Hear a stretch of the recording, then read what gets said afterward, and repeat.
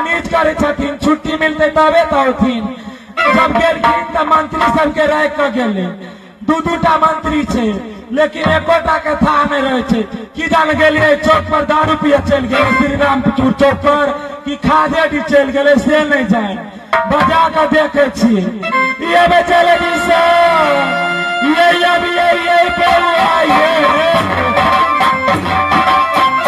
लगल ये जरूरी है बउआ जल्दी साले ये जरूरी है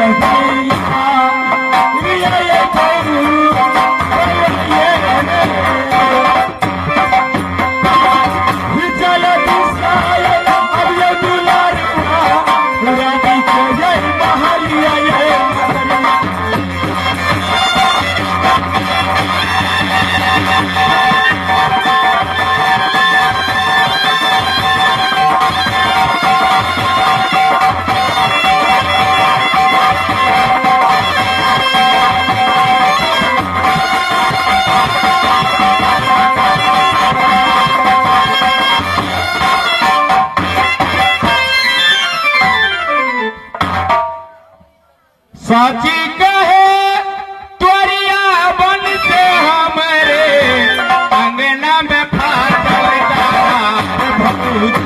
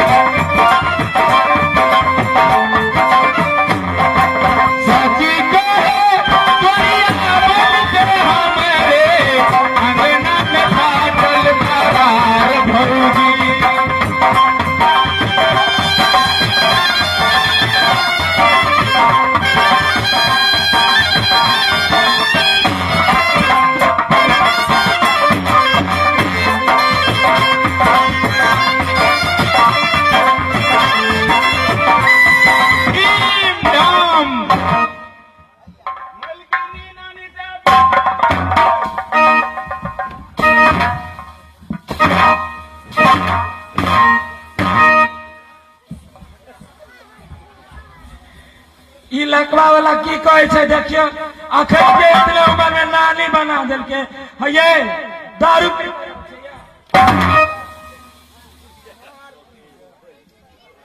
आइए ई भादो मास जका से चिपरी ठोकै छियै चाह के कलियो नीक बुझाइया ये बउआ अहा के बजौली लोक मालिक के इज्जत करे छे रानी साहब गोर लगे छियै की हाल चाल है पूछबे नानी साहब गोर लगे छी नानी छियै नहीं नहीं आ एना से ये से मारे छलिएगा आ कहीं बकरी खूंटी से पीट के हरा देते तब की करती है ये बउआ की हमरा नानी कहले ने त गुस्सा छे तै दुआरे मारली आके कान है कि नार है कहले छे कि आके रानी कहली कि नानी कहली गा अब से तो हमरा सुनाई में नानी है।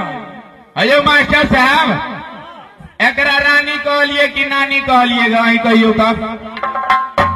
ये बउआ वहने आशीर्वाद दे छी, जुग जुग जियू, अहाँके उम्र लाख बरी, लेकिन पूत के आइ कहियो नहीं देखू। देखियो कते भरगर आशीर्वाद देलकै, लोग से कोबला पाती करे धिया पुता ले, आ हम मलकिनी केहन आशीर्वाद देलकै, बोलू जुग जुग जियू, नीके सुखे रहू, मगर पूत के आँख कहियो नहीं।